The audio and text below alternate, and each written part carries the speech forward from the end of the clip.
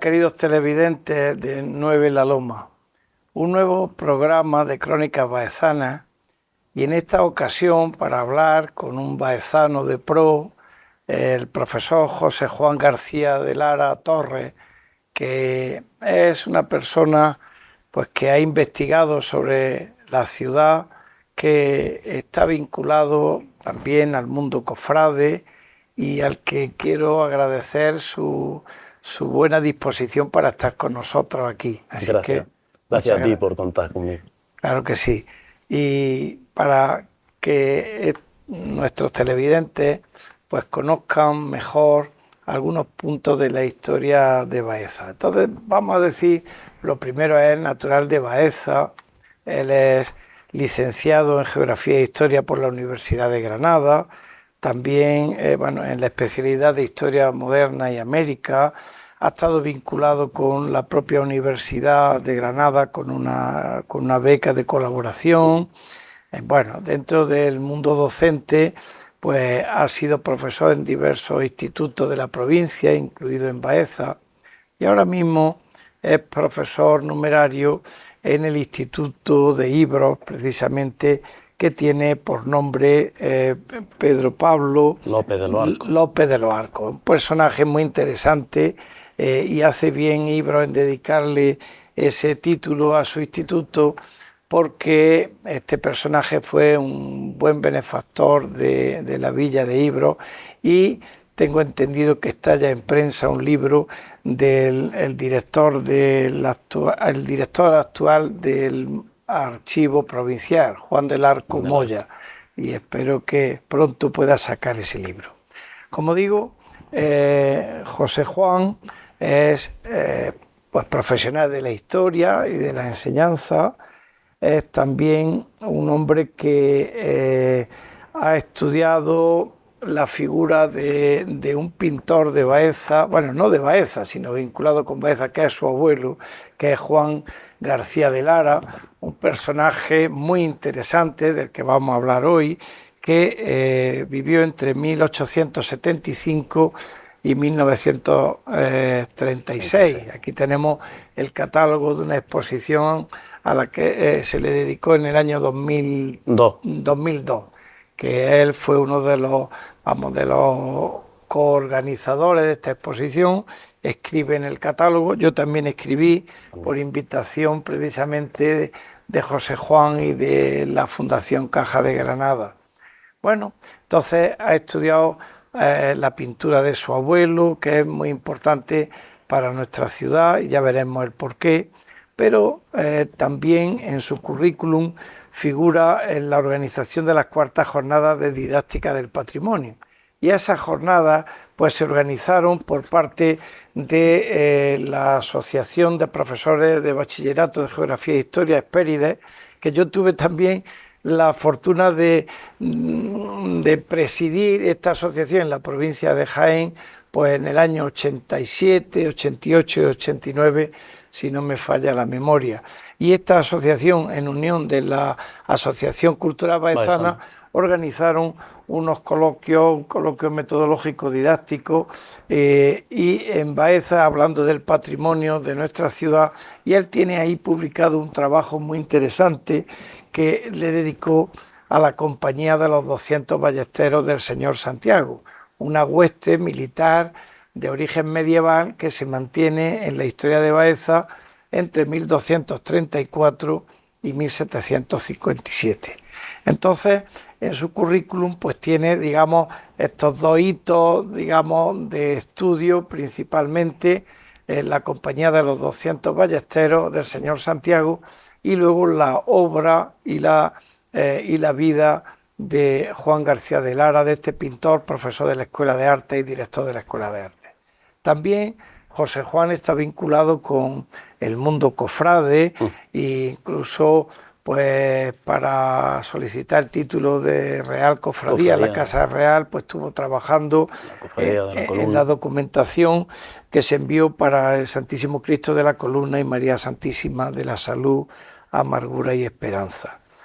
También pues ha colaborado como en la exaltación, en la 16ª exaltación cofrade de la Columna del año 2014, o también el pregón del costalero del 2015, pregón de la Semana Santa en 2005, y fue pregonero de las Reales Fiestas de San Andrés de Baeza en el año 2006. Ahora que nosotros nos estamos encauzando al 800 aniversario de la conquista de la ciudad, tú en tu mismo trabajo estás leyendo que hablas de 1226 o 27, según si cogemos las fuentes, digamos, árabes o cristianas.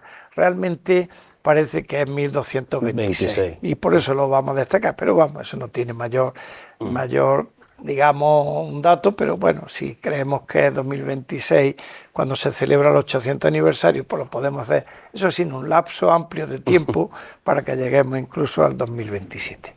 Bueno, por lo tanto, ya sabemos los datos esenciales de nuestro invitado de hoy y vamos a empezar a hablar por cuestión cronológica de la Compañía de los 200 Ballesteros. En primer lugar hay que decir que tenemos que situarnos en el siglo XIII. La organización de los ejércitos es muy distinta a la actualidad. ¿Por qué? Porque son huestes militares que se organizan en las ciudades pues para apoyo al rey, a lo que necesita la corona.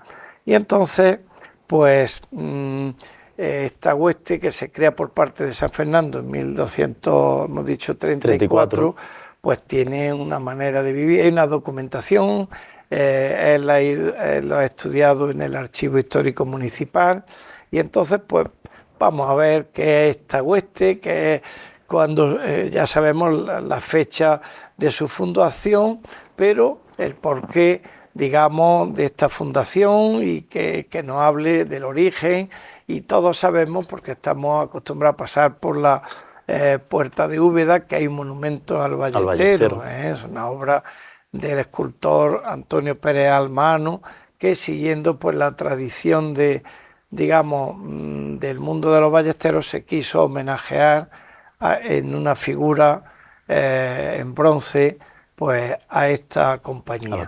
Y entonces ya pues José Juan, sí, pues hablando de la fundación, del origen, y también pues después hablaremos de los privilegios, de las relaciones con la corona. Háblanos de la fundación o de esos primeros arranques. Sí. Bueno, lo primero que hay que decir es que la primera complicación que tenemos es que esta institución generó mucha documentación, pero no se conserva toda. Entonces, a la hora de acercarse a su estudio, tenemos ese problema. Pero sí es cierto que Fernando de Cozas, que tiene el libro de noticias para la historia de Baeza y tal, ahí él sí recoge muchas noticias precisamente de la compañía que no se conservan hoy día.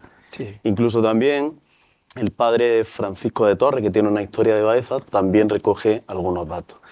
Pero la fecha concreta de la fundación de la compañía es la, como hemos dicho, la de 1234, porque según un estudio de María José Sánchez Lozano, en el año 1988, ella estudió un documento que viene está en el Archivo Histórico Municipal, que es la sección de propios, que es del año 1777, creo recordar, y en ella se dice que la cofradía estaba fundada en 1234. Sí.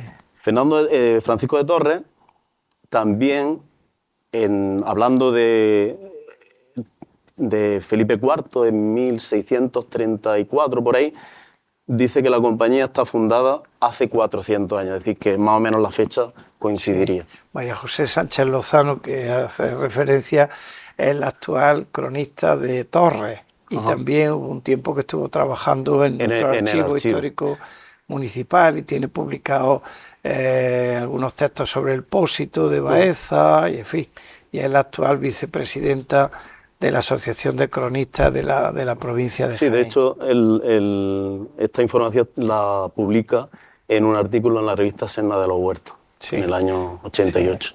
Sí.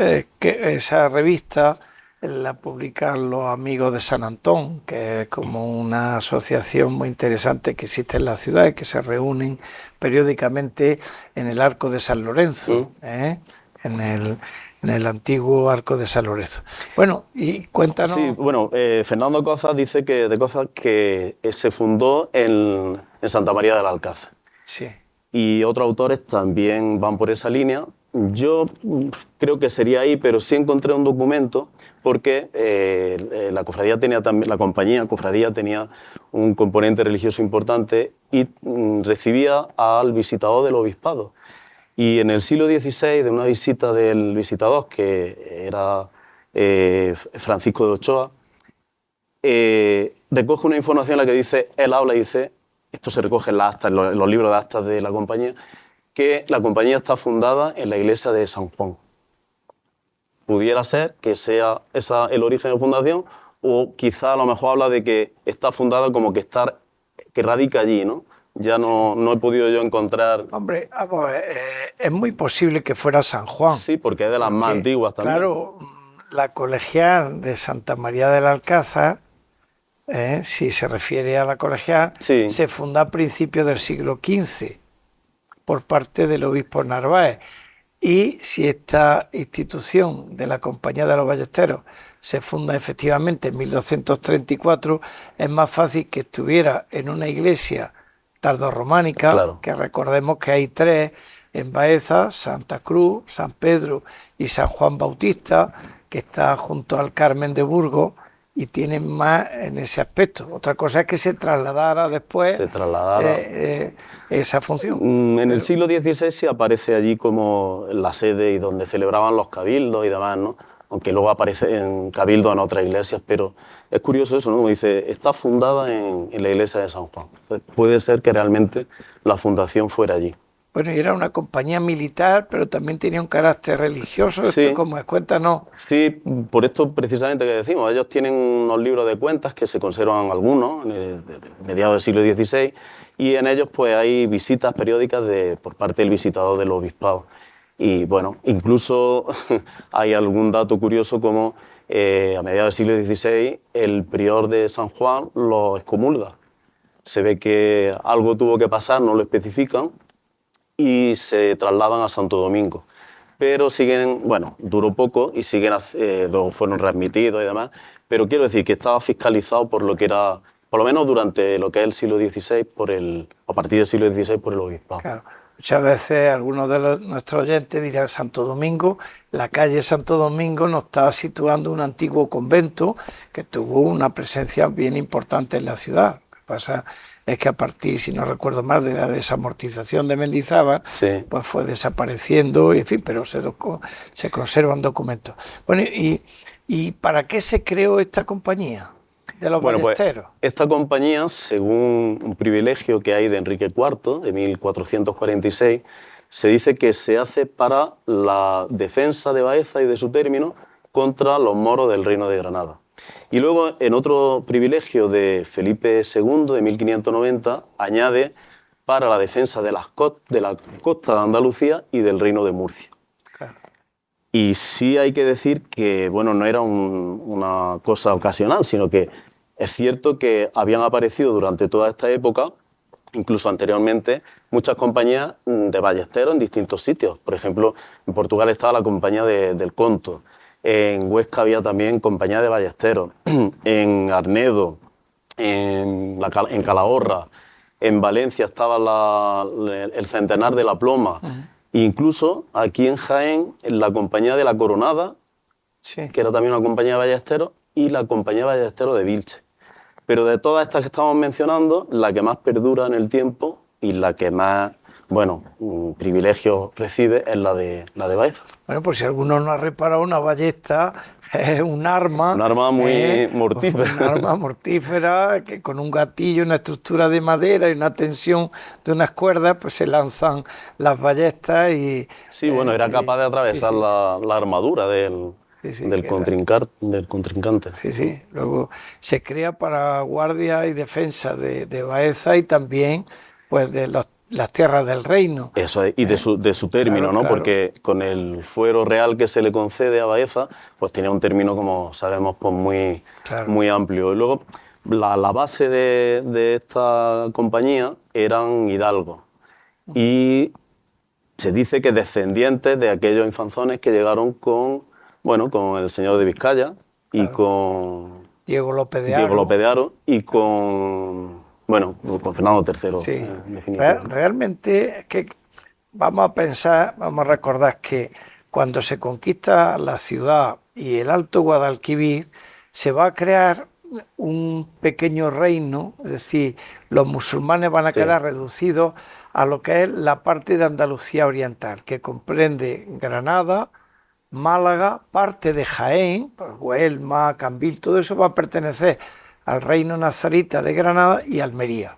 Digamos, el puerto de Almería va a ser el más importante de la época andalusí. Claro, se crea ahí una zona de frontera importante. Claro, Claro, es que hay que entenderla en esa situación, porque realmente en aquella época se vivía de cara a la guerra, de cara a la frontera, ¿no? Y estas compañías de ballesteros que decimos, de otros sitios, estaban en zonas estratégicas de frontera. Entonces la de Baeza pues pasó lo mismo. Lo que pasa es que luego ya con Felipe II se amplía a la costa de Andalucía y al Reino de Murcia. Claro, y el hecho de que fueran sus componentes hidalgos, es decir, de alguna manera ennoblecidos, es decir, a lo mejor de un nivel no alto. Era la nobleza menos ostentosa, ¿no? Exactamente, pero suponían algunos privilegios, ¿verdad? Tenían carga y privilegios. Háblanos de los privilegios que tenían. Bueno, lo de los privilegios, la verdad es que desde que tenemos constancia, y como digo, no se han perdido muchos, pero sí aparecen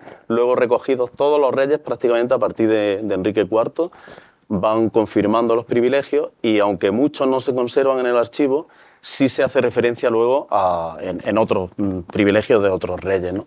Entonces, el primero que tenemos importante, bueno, deciros que eso, que es una institución que tuvo una relación muy directa con la corona. De hecho, solo dependía de la corona, dependía directamente de la corona.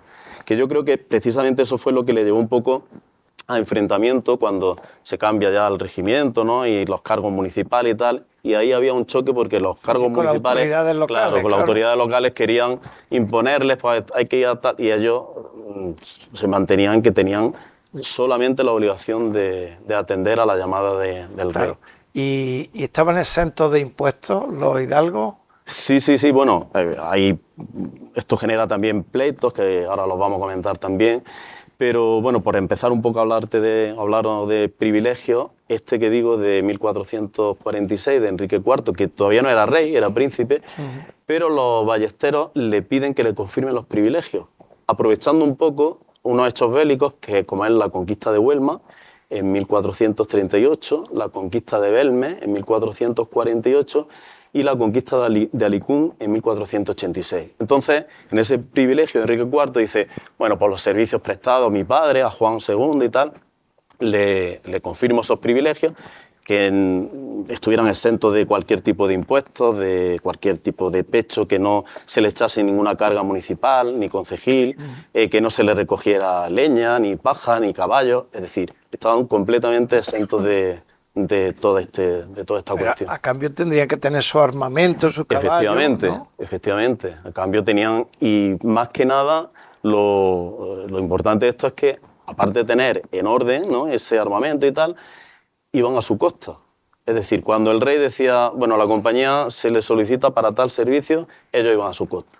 Concretamente, en la jornada que hacen en la Guerra de Granada, en la Guerra de Alpujarra, pues hablan en su libro de cuentas de un gasto de 100.000 ducados, una cantidad bastante importante, ¿no? Pero bueno, una cosa por otra, no pagaban en un momento determinado, pero luego cuando hacían algún tipo de servicio lo... Muy bien. Háblanos un poco de la organización, el funcionamiento de esta compañía. Pues la base, como decimos, era una base hidalga. Entonces, el número establecido eran 200. Solamente en época de Felipe V, al principio de su reinado, se subió a un número de 500 porque se convirtió en regimiento, pero duró muy poco tiempo y volvió a 200. Entonces se cuidaba mucho siempre que fuera ese número y siempre se accedía por derecho de sangre. Rodrigo Molina habla aquí de que podía ser el inicio de la limpieza de sangre, es decir, no podía entrar ninguna persona que tuviera origen pasado de moro, de judío o que incluso estuviera penitenciado por la Inquisición. Entonces, bueno, pues se constituían en una diputación de 12 miembros y analizaban el caso. Entraban los que tenían el privilegio de entrar en la cofradía, eran los hijos primogénitos. Sí. Durante el siglo XVI tenían que estar casados. Entonces, si el padre había muerto y el heredero era menor, pues se decía que cuando estuviera casado pidiera su plaza, es decir, que se apuntaba. Sí. Si no había primogénito, se recurría al segundo, al tercero o a algún pariente o incluso a alguien que propusiera al propio ballestero. Si el ballestero pues, se jubilaba o quería renunciar a la plaza por enfermedad o lo que sea, podía proponer también a uno. Y esto de los hijos segundos es muy curioso. Encontré un dato en el siglo XVI en el que dice ante nosotros se presenta Luis Maroto, hijo de Hernando Maroto, hijo segundo de Hernando Maroto, que pide la plaza de su padre porque su hermano, que era el primogénito, Martín Hernando Maroto, está en servicio de su majestad y dicen que cautivo de moros. Es decir, que el pobre no pudo pedir la entrada a la plaza. También practicaban a veces, ¿no? Digamos, me refiero, el arte se hacían preparativos, digamos, de destreza. Sí, también. sí, Está claro. documentado, Está ¿no? documentado también. Sí. De hecho, hay una parte importante en este funcionamiento, en esta organización, y es el privilegio que decimos de Felipe II, en 1590, que lo que les dice, que en 1590 no, 1561, que cambien dejen la ballesta por el arcabuz. Claro, lógicamente ya la ballesta, Claro. La dinámica de la guerra ya de aquel momento, pues no era operativo, entonces cambian al arcabuz. Y para ello, ellos compran un solar cerca de Santo Domingo, que le llaman del Bondillo o de... El Bondillo. Bondillo. Debe de ser seguramente la zona, a lo mejor, de la academia, de la Guardia Civil, ahí por ahí. siempre hemos llamado las eras del Bondillo. Del Bondillo. Del Bondillo, pero es Bondillo, Eso efectivamente. Y allí era donde realizaban los ejercicios de tiro. Y Felipe II los divide en compañías, ¿no? En escuadras. Entonces son 8 escuadras de 25 soldados cada uno que tenían que hacer su alarde y demás, y dirigidos por un cabo. Y encima tenían que hacer luego un memorial de cómo había ido esos alardes.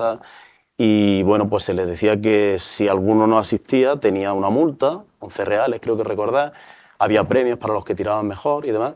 Y luego Felipe V modifica estas ordenanzas e incluso las endurece y dice que aquel ballestero que delegue en otra persona en un asunto de ir a guerra o lo que sea, o que deje la compañía sin motivo justificado, se le podía mandar a presidio a África durante 4 años. Es decir, que los reyes estaban también muy... Claro. Pero eso fue en una época, parece, más de relajación que hubo. Es que tenemos que tener en cuenta que la compañía duró casi 500 años. Claro. Es un periodo largo y tiene sus evoluciones. Bueno, y estaban dirigidos, ¿no? Coordinados por un mayordomo, Eso un prioste, ¿no? Esto que hablamos es sobre todo a partir del 16, porque como ya te digo, datos anteriores no conservamos, ¿no? Sí. Y estaba pues nombrado, o sea, dirigida por un mayordomo, un prioste, que se elegía entre la lista de los ballesteros. Es decir, se reunían en cabildo.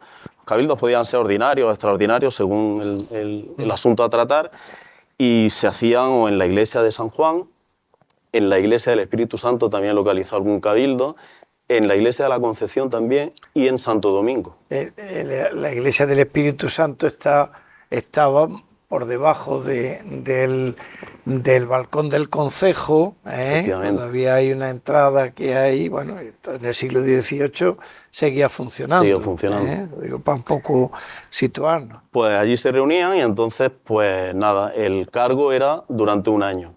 Y en un bonete o en una bolsa, pues se cogía primero el listado y se ponían de acuerdo y elegían 4 nombres que doblaban en un papel y lo metían dentro.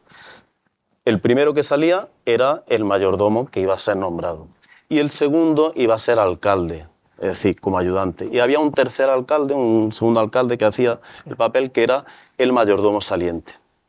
Y luego pues estaba ayudado de bueno, un escribano público, de la compañía también, tenían también un muñidor y tenían un veedor de las heredades, porque ellos tenían sus propiedades, que ahora si quieres comentamos y demás. Sí, sí. Y esa era más o menos la organización que tenían. Hablando de las heredades, de las propiedades, de las Sí, bueno, ellos se mantenían pues con las cuotas de entrada que tenían de los ballesteros que iban entrando, que por cierto los herederos, los primogénitos, pagaban menos que los que entraban por otras circunstancias, segundones.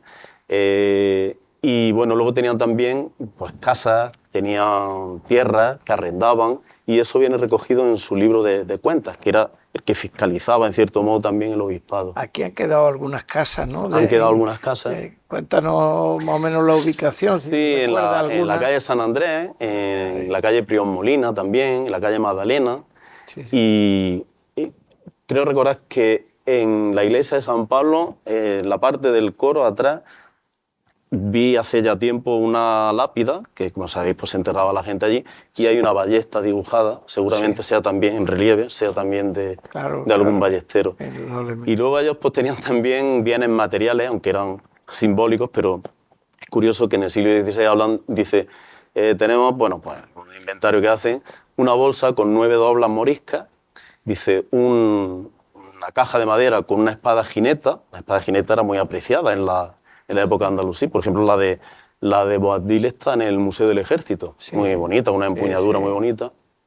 Tenían para los enterramientos paños, estandartes, el de alarde para ir a la guerra, para la que hicieron para la guerra de Granada. Y hablan también, dice, de una moneda de plata que trajimos cuando la rebelión de la Alpujarra. Es decir, que tienen una alabarda, en fin, tenían cosas materiales, pero el grueso de su mantenimiento lo sacaban de... Pero eso ya no nos ha llegado, que sepamos. Que sepamos, no. Lo que nos ha llegado, una cierta documentación histórica que está en el museo, en el Archivo Histórico Municipal, ¿no? Ahí hay un buen, digamos, un documento importante, ¿no? Que utilizamos también de fondo de nuestra... Sí. Bueno, y pues coméntanos, José Juan, algunos hechos bélicos donde estuvo presente la compañía de los ballesteros de Baeza. Bueno, los hechos bélicos, los que conocemos más importantes son, como ya te he comentado, estos que mencionan de que tomaron a su costa la villa de Huelma, de Belme y de Alicún, y luego ellos participan directamente en lo que es la guerra de las comunidades. En la época de Carlos V, del emperador, bueno, en Baeza hay una división, hay quien apoyaba al emperador, quien no lo apoyaba, y ellos, como debían fidelidad al rey, pues apoyan al emperador. De hecho, hay un memorial que está en el archivo, está fotocopiado, una fotocopia, en la que se habla de que acudieron a la junta que hubo en la Rambla. Y Fernando Cozas dice que ellos, en la vanguardia de estas tropas y tal, ¿no?, fueron los que hicieron prisioneros a los cabecillas de la revuelta, a Bravo, a Padilla, a Maldonado. Quizá por eso a lo mejor tenemos el arco de Villalar, ¿no? Una vez que se hace la victoria de Villalar, el gran arco que tenemos junto a lo que llamamos Puerta de Jaén, que era la Puerta de la Zacaya, pues el arco de Villalar es un arco conmemorativo. Nunca tiene una función de puerta, sino de la victoria de las tropas del emperador Carlos sobre los comuneros. Que seguramente fuera quizá por esto, seguramente fuera en agradecimiento a esto. Claro, estamos hablando de 1520, 21, por ahí. Luego, en este año de 2026 se va a conmemorar los 500 años de la venida de Carlos V después de su casamiento con Isabel de Portugal en Sevilla. Y que se remoza la Puerta de la Zacaya, que nosotros llamamos Puerta de Jaén, que está junto a la escribanía, se remoza a lo que da la Plaza de los Leones, poniendo las armas de Carlos V y demás. Y dentro, bueno, Carlos V también confirma los privilegios junto con su madre, los Reyes Católicos también, en 1488, en la villa 86, en la villa Montbeltrán, les dice en esa confirmación y añade. Algunos van añadiendo cosas, otros pues simplemente confirman. Los Reyes Católicos le añaden que no podían ser obligados a que se les repartieran bagajes. Dice, porque como van a su costa a la guerra, los necesita, es decir, las mulas que llevaran para llevar todo esto, ¿no? Claro. Incluso, bueno, ahora lo comentamos, también tienen ciertos choques con el concejo por Claro. cuestiones de estas de privilegio. Y quizás de lo que me has preguntado antes, ¿no? La actuación más sobresaliente sería la de la Guerra de la Alpujarra. Sí. ¿no? En 1568 se rebelan los moriscos Los que estaban moriscos granadinos, de la granadinos, Alpujarra. que habían quedado allí en la Alpujarra, y entonces esto fue el día de Navidad de ese año. Y el día 2 o 3 de enero la compañía ya parte para el Reino de Granada, para la Alpujarra, bajo el llamamiento del Marqués de Mondeje. Sí. Hacen tres servicios, ¿no? Uno, en esta zona, que llegan y son los que conquistan la zona de la Puente Tablate, que es la entrada a la Alpujarra. Luego se van a la Hoya de Baza y luego al río Almanzora, pero sobre todo en la Hoya de Baza destacan por la conquista de Galera, de la ciudad de Galera. Es decir, allí la labor fue muy importante. De hecho, bueno, se tuvieron que venir porque fue un desastre para ellos, murieron 88, 85, 88, y murió también el capitán, que era Baltasar de Aranda, Montemayor, que era curioso, no era ballestero, pero como la ciudad lo quería imponer como capitán, él de su cuenta pidió entrar en la cofradía y se ve que murió allí. Vinieron, se rehicieron, volvieron y dieron otro servicio. ¿Vale? Es muy curioso también, en una obra de Calderón de la Barca, una obra de teatro del año, creo que es 1630 por ahí, o 33, está hablando don Juan de Austria, que era al que fueron a hacer el servicio, Sí, claro. el hermano del rey, el hermanastro, y le dice don Juan de Austria, dice, bueno, ¿y quién son estos que llegan? Dice, pues estos son los de Baeza, que vienen. Dice, y con ellos viene Sancho de Ávila. Dice, a quien debiera hacerle estatuas la fama. Es decir, que se ve que aquello fue sonado, ¿no? en aquella época, ¿no? Bueno, ya vimos que también pagaron con sangre, Bueno, la pertenencia, puesto que es una hueste militar y una... Claro, y además luego después también estuvieron, más tarde, ¿no? En torno al año 1596, estuvieron en Gibraltar, no, perdón, en Cádiz, que estaba, dicen ellos en su libro de actas, dice, infectada por los ingleses, es decir, en el contexto de la guerra entre España e Inglaterra, ¿no? Después de la Armada Invencible y todo esto, y estuvieron por allí también, y también gastaron mucho dinero. Estuvieron 9 meses, luego estuvieron en el campo de Gibraltar también. Es decir, que cada vez que salían era a su costa. Claro. Y muchas veces pues la compañía se resentía mucho, incluso casi que desaparecía. Bueno, y hablando de desaparición, ¿cuándo desaparece? ¿Cómo se plantea esa desaparición? Pues en el reinado de Fernando VI, pues la compañía seguramente ya estaba más relajada, como te comentaba antes, ¿no? Con el tema de Felipe V, con las nuevas ordenanzas y demás, y llega un momento en que, o bien por el número de ballesteros que no ocupaba los 200, o bien por las destrezas que ya hacía total, que Fernando VI decide extinguir la compañía. Pero a pesar de eso, sí les dice todavía que los ballesteros que en ese instante todavía seguían, que aunque la compañía hubiera desaparecido, ellos y sus mujeres seguían teniendo los privilegios que le correspondían. Y bueno, también es curioso, ¿no?, cómo gracias a esto nombra, porque lo recoge, digamos, en el regimiento de milicia de Jaén. Y a Baeza la nombran como coronela perpetua de ese regimiento, por toda esta actuación que han tenido estos ballesteros. Bueno, y ya desaparece esta compañía, está el recuerdo. Sí, recuerdo, bueno, pues lo que hemos dicho, ¿no? Alguna casa, el monumento este que hemos comentado y tal. Claro. Y bueno, también pues esos hechos concretos, ¿no? de enfrentamientos entre el cabildo municipal y ellos. Hay uno muy curioso, ¿no? Porque ellos tenían como privilegio también, se lo da Felipe III, que no podían salir de España. Y el cabildo municipal dice, ante una petición del rey, pero la petición del rey era para la ciudad, no para los ballesteros, que fueran a hacer un servicio a la isla de Santo Domingo. Claro, evidentemente se los querían quitar en medio, porque la isla de Santo Domingo era ya la de... y ellos pues se oponen, los meten presos algunos y tienen que hacer, pues demostrar que ellos tenían el privilegio de no ir a eso. Muy bien. Al tema. Bueno, pues ahí tenemos un poco, ya hemos visto este tema que ha sido de interés y que sigue siendo para José Juan en sus investigaciones y que nos ha traído aquí, nos facilita a todos que rememoremos una institución, la Compañía de los 200 Ballesteros del Señor Santiago, con casi 500 años de existencia, y que bueno, es un testimonio de la historia y sus documentos están ahí y como hemos visto está en la literatura, sí. Con la vinculación de Calderón de la Barca, en fin, y ahí lo tenemos.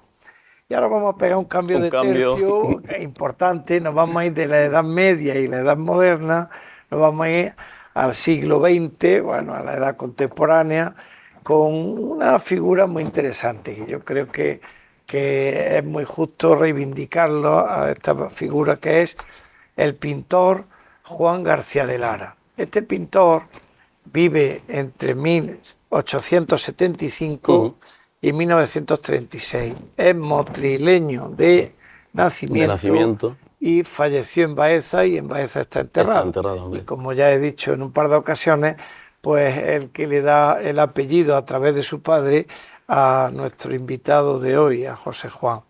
Entonces, es un pintor que como digo, y por los cuadros que se van a ir reflejando, pues merece la pena que lo conozcamos, e incluso algún reconocimiento en la ciudad no estaría de más, porque este pintor se relaciona con Baeza de dos maneras muy importantes.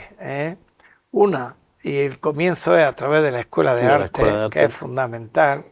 Luego familiarmente, porque aquí contrae matrimonio y en realidad pues ya funda su familia y está unido a nosotros, digamos, por los lazos vivientes genéticos pues de José Juan, de sus familiares directos, y eso está ahí, más su obra, que mucha está, o prácticamente toda está en manos privadas, en manos de particulares, y pues vamos a hablar de este personaje. Antes lo mostraba, se le hizo una exposición con un apoyo directo de la Caja de Granada, entonces el Ayuntamiento de Baeza, y bueno, y se pudo mostrar en la Sala Gaspar Becerra en el año 2002. Entonces, pues vamos a hablar de este personaje. Como digo, siempre él se vincula a Baeza a través de la Escuela de Arte. Y sí quería decir que la Escuela de Arte es un elemento fundamental en ese tiempo. Hay muy pocas escuelas de arte en España en general. En la provincia de Jaén solamente está la de Jaén Capital, que ahora se llama José Nogué, la de Úbeda, en la Casa de las Torres, y la de Baeza. Entonces, tenemos que comprender que a principios del siglo XX pues había, digamos, primero un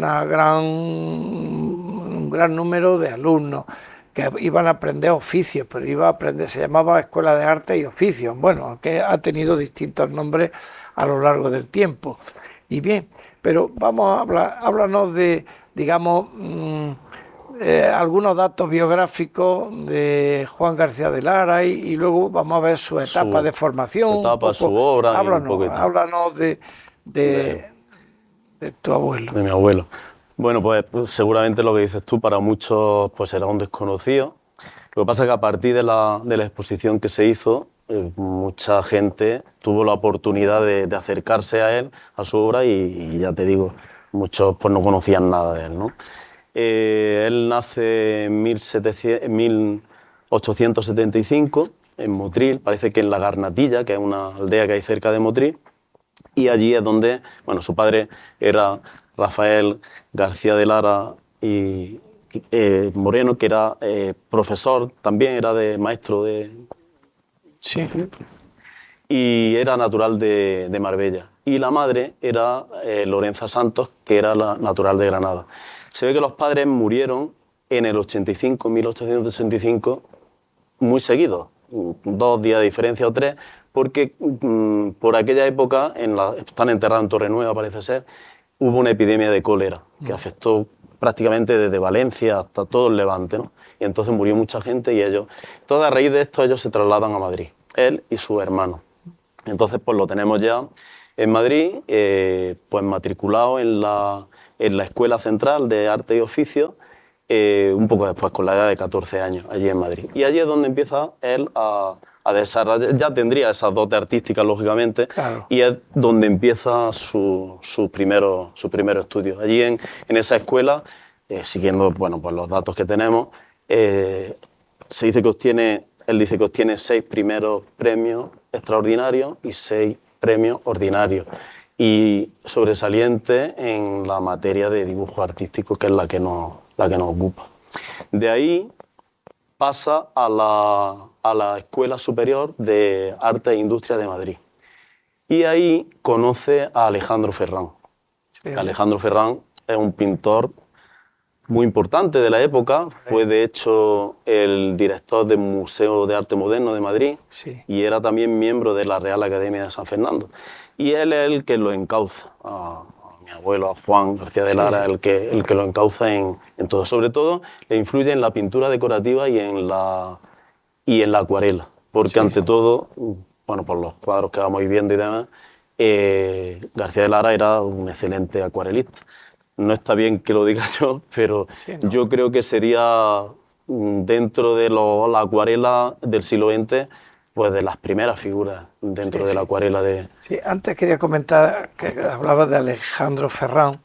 Efectivamente fue su maestro y lo encauzó bien, y fue nombrado director del Museo Nacional de Arte Moderno. De Arte Moderno. Pero otro personaje vinculado con Jaén fue Rafael Hidalgo de Caviedes, que es nacido en Quesada, y era el subdirector del Museo Nacional de Arte Moderno, y consiguió muchos depósitos de obras de arte para el Museo de Jaén y demás. Sí, y de hecho él también conocería a García de Lara, porque en una etapa de García de Lara y en Madrid pues coinciden también.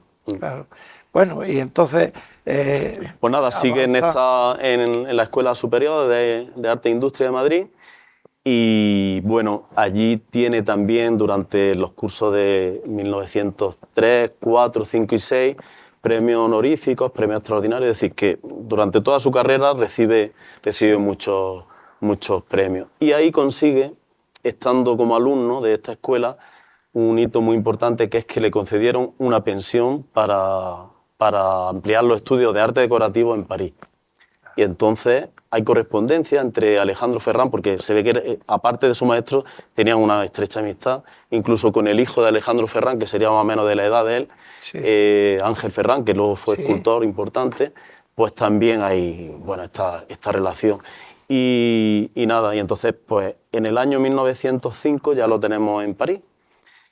La pensión se la dan en 1906, se la da el Ministerio de Instrucción Pública y Bellas Artes en junio de 1906, pero él parece ser que ya estaba allí en 1905, porque la familia conserva, bueno, un documento de la prefectura de allí, de París, como diciendo que había llegado ya en esa fecha, ¿no? Y entonces, pues claro, el París de aquella época, pues... Claro, recordemos que la gran eclosión del arte impresionista en 1885, 1884, y es un vivero, el barrio latino, Montmartre. En fin, que fue alcogollo en ese momento del arte. Y además allí, bueno, el cubismo estaba también empezando. Claro. Picasso creo que estaba también por aquella época. Y luego había otros muchos pintores. Ramón Casas estaba también por allí. Ulpiano Checa, los hermanos Zubiaurre. En fin, que había un ambiente pictórico muy importante. Y él, claro, de allí pues aprendió mucho. Sobre todo hay muchos cuadros que en cartas con Ferrán habla, porque Ferrán no era muy afín a estas modernuras, por decirlo así, ¿no? Y le aconsejaba a él que, bueno, que estaba bien, que siguiera eso, pero no de un modo tan exagerado como hacían, pues bueno, ya después en el fauvismo, en el cubismo, nada de esto. Y en él sí se ven, pues, esas características de impresionistas, ¿no? A la hora de la pintura al aire libre. Bueno, tenemos cuadros de pintura al aire libre, un retrato a María Luisa Landeira, que es precioso. Tenemos un boceto, ¿no?, de la cara y tal. una acuarela que se ve que le manda a Ferran, que le dice Ferran, dice, es muy bonita la acuarela que me manda usted, tomada del natural desde la ventana de su habitación. Es decir, que aprendería todo esto. Sí. También él habla, estando allí, de que ilustró o que participó con ilustraciones en revistas extranjeras, ¿no? de aquel momento. Sí. Y bueno, y esa etapa, pues ya te digo, ¿no? Sería muy, muy fructífera. Bueno, ¿y cuándo nos viene a Baeza? ¿Cuándo viene por primera vez? Bueno, por primera vez, primero pasa por Madrid. Sí, Madrid, que tiene una primera etapa. Claro, tiene allí una primera etapa en Madrid y es a través del Círculo de Bellas Artes. Y allí en el Círculo de Bellas Artes entra como socio alumno y luego pasa también a la sección, era vocal de la sección de pintura. Sí. Y bueno, pues nada, en esa etapa madrileña también hay muchos hechos destacables. Por ejemplo, su colaboración con la revista ilustrada Blanco y Negro, de la que se conservan muchos cuadros, ¿no? Y que a la exposición que se hizo, pues vinieron unos cuantos, además de una calidad buenísima. Sí. Lo recuerdo y aquí los tenemos reproducidos muy bien. Lo bueno que tienen los catálogos, que cuando pasan las exposiciones, pues podemos se conservan. Echarle un vistazo. Claro. Y bueno, en aquella época también del Círculo de Bellas Artes obtiene también un premio que es, él hace un diploma para la Asociación de Empleados y Trabajadores de Ferrocarriles de España y ese cuadro que se hace se reproduce en un diploma para darlo a los empleados y demás, ¿no? Y obtiene el premio en 1911. Y también obtiene una mención especial en una exposición de arte a nivel nacional que se hace en Madrid con un cuadro que se titula El Palacio de Exposiciones del Círculo de Bellas Artes en el Retiro, que no sabemos ni cómo sería ni si estará o lo tendrá alguien o no lo sabemos, ¿no? Y por aquella época también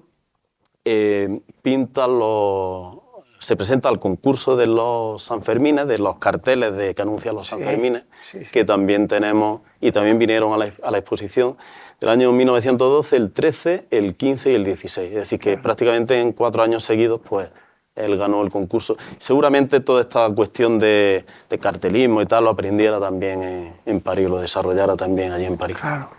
Muy bien. Y ya de ahí pues viene... Claro, viene en 1914 a Baeza, 1914. ¿no? Viene como profesor de ascenso de dibujo artístico, a la Escuela de Arte y ya pues se vincula con Baeza. Sí, porque la Escuela de Arte en Baeza empieza a andar en 1911. En 1911, o sea que fue poco después él cambia completamente de registro, ahora pasa a la enseñanza. Y bueno, vino, como bien dices, de profesor de ascenso. Y también ocupó la cátedra de modelado y vaciado. Y también en esa primera estancia en Baeza ocupó interinamente la cátedra de dibujo artístico en el Instituto General y Técnico, lo que es Y además tengo entendido que aunque fue poco tiempo, en el periodo en que estaba Antonio Machado. Efectivamente, como porque fue en el año 1918. También hubo un intento aquí de crear un museo arqueológico y el ayuntamiento lo nombró como conservador, ¿verdad? Sí, lo nombró conservador en 1917 porque antes había hecho la restauración de la iglesia de San Ignacio. Sí. Él habla de la restauración, bueno, decorativa y tal, y artística, y bueno, no sé si se referirá a lo que hoy se conserva en bóveda Ese tipo de bóvedas son del 18, lo que ocurre, vamos, del 17 y 18, pero vamos, no sabemos la intervención. No sabemos la intervención que él hiciera, pero tendría... Pero sí a raíz de aquello, pues se le ofrece este cargo de... Y es muy posible que algunas piezas en el programa anterior que lo dedicamos a la Escuela de Artes con la profesora Paqui Cruz, pues nos hablaba que había algunas piezas en la Escuela de Artes pues que no son propias de la escuela, y es muy posible que cuando el nombramiento ese que tuvo como conservador del Museo Arqueológico, que se trasladaran allí pues para prepararla, y allí se han quedado. Y allí se quedaron. Indudablemente. Bueno, también hizo una exposición en el casino. En el casino, donde dio a conocer su obra, y ya bueno, era conocido ya también aquí en el ambiente baezano y demás, y aquí es donde se casa. Bueno. Donde conoce a mi abuela, a Serafina Rodríguez Casado, y con ella se casa y tiene pues 8 hijos. Muy bien. Y después, en el año 27, se traslada, aquí está como unos 14 años Sí, o aproximadamente, y se traslada a Madrid, a Madrid otra la, vez. a la Escuela de Artes, ¿no? Sí, se traslada otra vez a Madrid, a la Escuela de Arte, en este caso ya como profesor de modelado y vaciado. Ocupa la cátedra de modelado y vaciado y allí en la Escuela de Arte de Madrid, en Madrid, bueno, pues conoce también a muchos artistas y hay una relación directa con el escultor José Capuz, del que él y Capuz formaron parte de tribunales para bueno, pues examinar a la gente de... Yo, el nombre de Capú, como ustedes sabrán, ya lo hemos comentado algunas veces, yo he sido muchos años director del Museo Provincial y en el Museo de Jaén pues hay dos esculturas de Capuz. Una, el Niño de la Concha, que es una preciosidad en bronce que está expuesta junto a la obra de Nogué, de José Nogué, que también tuvo amistad con García de Lara y que fue director del Museo de Jaén, José Nogué también. Fue catedrático en la Escuela de Artes de Jaén Capital y director del Museo de Jaén un año y pico. Entonces, de José Capú hay otra obra magnífica en el zaguán del museo, que es un homenaje al arquitecto Justino Flores Llama. Ese señor era arquitecto de la provincia, arquitecto provincial. Sí. Y entonces pues le hizo como un gran monumento la ciudad y estaba expuesto en la plaza de Almazar. Conseguimos en el tiempo en que yo estuve en la dirección que para preservarlo de la inclemencia pues se cediera en depósito al Museo Provincial y allí está una pieza formidable hecha con una piedra aragonesa de primer nivel, en fin, maravillosa. Y es curioso porque esto es como un círculo y es que Justino Flores fue el padre de Antonio Flores Urdapilleta, que fue el arquitecto del Museo Provincial de Jaén. Museo Provincial. Y Nogué está vinculado Capuz por amistad, no solamente con tu abuelo, sino con Nogué. En fin, hay un círculo de pintores y de artistas en general de esta etapa que es muy interesante. Claro, tú como conocedor del arte también estarás un poco conmigo en que es una etapa que está poco valorada. Es decir, ahí hay personajes, tanto en escultura como en pintura, excepcionales y que, bueno, sí, los tenemos de oídas. Ahí mismo pues conoce a Aniceto Marina, a Eduardo Chicharro. Eduardo Chicharro tiene seguramente, no sé si la mejor obra suya, pero es importantísima. Le dieron, no sé si fue la primera medalla o segunda medalla en 1900 y pico. Está en el Museo de Jaén, que es el tríptico de Armida y Reinaldo. Y es muy curioso porque bueno, es un depósito del museo, no sé si es del Prado o del Reina Sofía, porque se define según la fecha de nacimiento, si es es la fecha anterior a la fecha de nacimiento a Picasso, son del Prado, posterior al nacimiento de Picasso son del Reina Sofía. Y está en el Museo de Jaén. Y es un periodo que se está reivindicando. Sí, la verdad la pintura de José Nogué, la pintura de Eduardo Chicharro, etcétera, poco a poco. Y Marceliano, Santa María también. A partir del cubismo y luego se quedó como muy tapado todo. Del osismo y todo, esta pintura bien hecha, que tiene una larga tradición, se quedó ahí un poco, pero en los últimos años se está reivindicando, indudablemente. La verdad es que lo merece porque es una pintura muy bonita. Bueno, ¿y cuándo vuelve a Baeza? Bueno, pues vuelve a Baeza, yo creo que seguramente sería un poco por añoranza de mi abuela, ¿no? Que ella sí era de aquí. Y nada, y en el año 28-29 pues ya lo tenemos aquí otra vez, en la Escuela de Artes, que pide traslado, y ya sí viene como profesor de términos de dibujo artístico y términos de historia del arte. Sí. Con el escalafón número el 88 en el que recibe. Viene aquí, se integra otra vez, bueno, reciben todos sus compañeros y demás, hay cartas que conserva la familia muy cariñosas, ¿no? de compañeros que se enteran que viene y le escriben dándole la enhorabuena y deseando estrechar su mano y demás. Y bueno, cuando llega es propuesto para ocupar la dirección del centro de la Escuela de Arte, porque el director, que era Eduardo Vasallo, pues había renunciado. Entonces la ocupa interinamente y luego ya en abril del 30 es cuando la ocupa definitivamente hasta su muerte. Curioso, Eduardo Vasallo, el padre de Juan Luis De Juan Luis Vasallo, el Vasallo. autor del Calvario, que también está Efectivamente. vinculado con Ávila. Es que es un mundo Sí, sí, de sí. artistas que es como un círculo y demás. Y él fue director desde el año 30, ¿no? Hasta el 36. Hasta el 36 que de muere. De la Escuela de Arte. Sí, allí en la escuela, bueno, pues el cargo de director, como le dice un amigo suyo en una carta, dice que qué pena que ese cargo le quite tiempo a él de pintar, De porque a buen seguro tendría usted una colección pues insuperable, ¿no? Pero bueno, allí en la escuela pues amplía la escuela, recibe bueno la visita del ministro incluso, ¿no? Y agradeciendo todo lo que se estaba haciendo en la escuela y tal, y creo recordar que había unos 155 alumnos, es decir que un número importante de Bueno, gente que había y de luego gente que ha pasado por la Vamos a hablar un escuela. poco de la obra de García de Lara, de la temática y de qué cosas tiene hechas de Baeza, Sí. y demás, porque claro, vivió en Baeza y no pudo ser, digamos, ajeno a su realidad. Por ejemplo, yo voy a decir, el ayuntamiento le encargó en el año 32 una pintura mural sobre la República, era normal, ¿no? Siempre... en el salón de pleno. Claro, siempre el jefe del Estado o demás, pues ha presidido el salón de pleno, o el rey o el jefe del Estado directamente, en este caso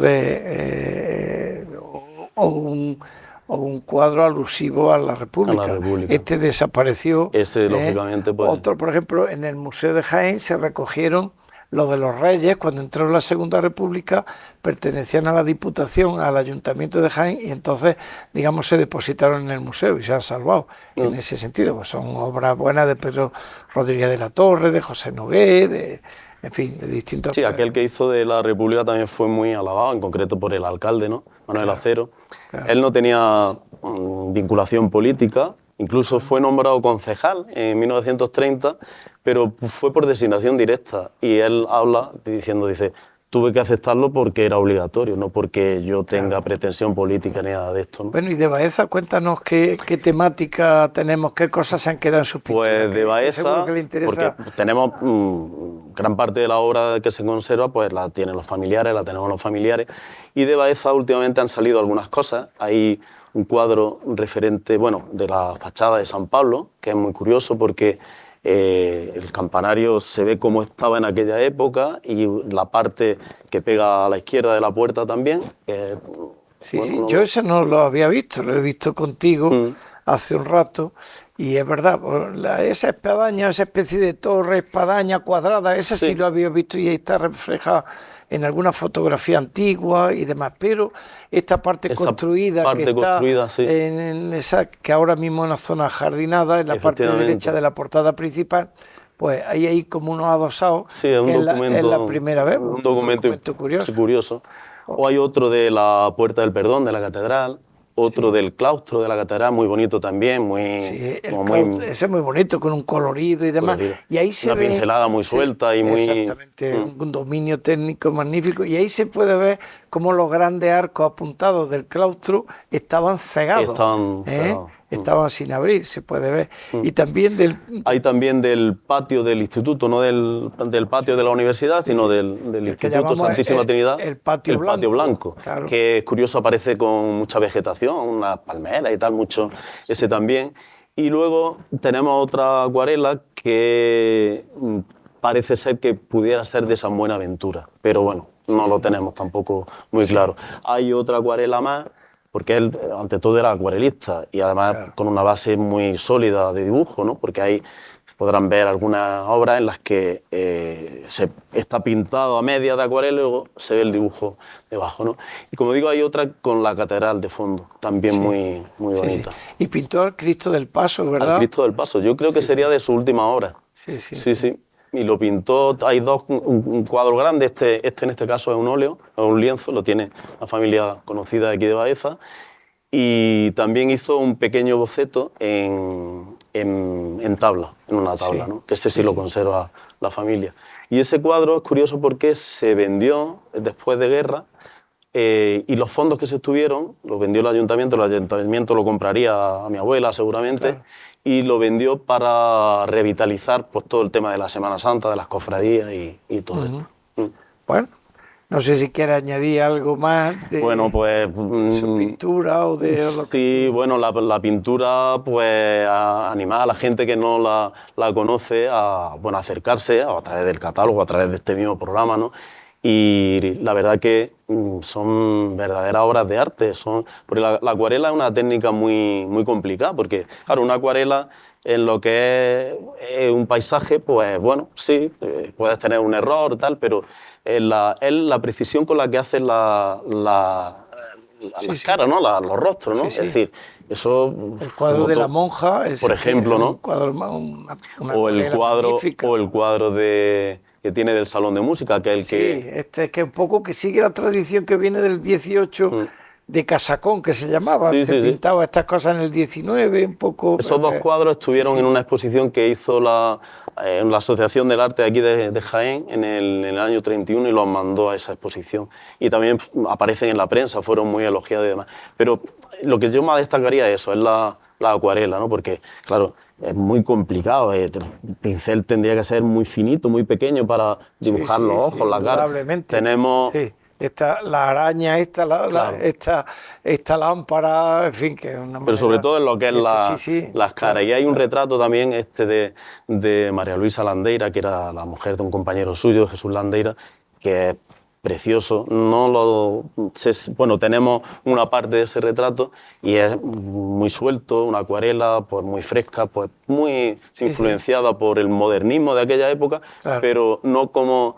Le decía a Ferran, no sin tanta estridencia, sino conservando lo que era el dibujo y la buena manera de hacer el arte, que era lo que decía Ferran. José Juan, pues vamos a terminar por aquí, porque yo creo que ha sido un programa muy interesante, en donde está claro que hemos cogido como dos grandes compartimentos. Uno, la Compañía de los 200 Ballesteros del señor Santiago, que tiene casi 500 años de desarrollo desde el siglo XIII hasta el siglo XVIII, avanzado el XVIII, y la figura de este gran pintor que fue Juan García de Lara y que queda en su obra y que todavía pues, aparecen piezas en subastas y demás. Y la misma familia, sé yo que pues tiene la voluntad de poco a poco pues, de ir recuperando pintura y demás, y que ha sido bastante desconocido hasta por lo menos hasta 2002, ¿no? Sí.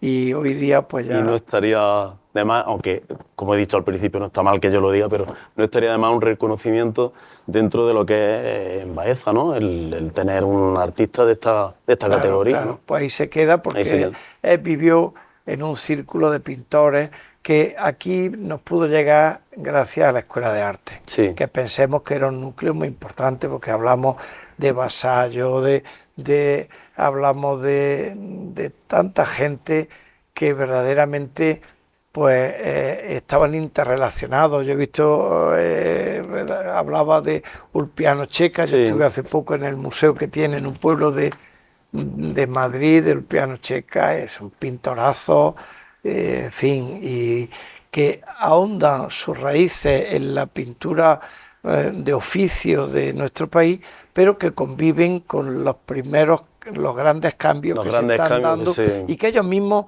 digamos, adoptan ciertos cambios, pero de una manera matizada, como le decía el maestro, como le decía Ferran. Exactamente, Alejandro Ferran. Bueno, pues señoras y señores, hasta un nuevo programa de Crónica Baezana. Muchas gracias. Muy bien. Gracias, José Juan.